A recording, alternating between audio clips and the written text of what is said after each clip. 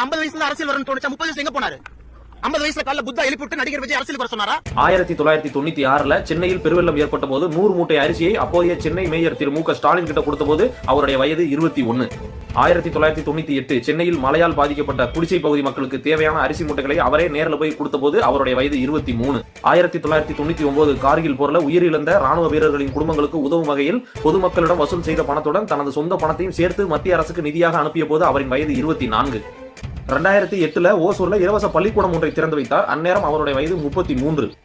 இது நம்ம லிஸ்ட்லயே இல்லையே. அடேங்கப்பா. அரசு பள்ளியின் தரத்தை பாருங்க. இது தனியார் பள்ளிக்கூட கட்டடம், பக்கத்தில் இருக்கிறது அரசு பள்ளி கட்டடம். உன் படிப்பறை எப்படி இருக்கு? அவங்க இறந்த பிறகு படுத்திருக்கிற கடற்கரையில் கல்லறை எப்படி இருக்கு? உள்ள போனீங்கன்னா ஏசி போட்டு வச்சிருக்காங்க. ஏசி புதகுலிக்கு ஏசி போட்டவங்கள உலகத்துலன்னு பார்க்க முடியாதா? இப்ப என்ன, இதை இது மாதிரி கட்டிட்டு அதை இது மாதிரி ஆக்கணும்டா.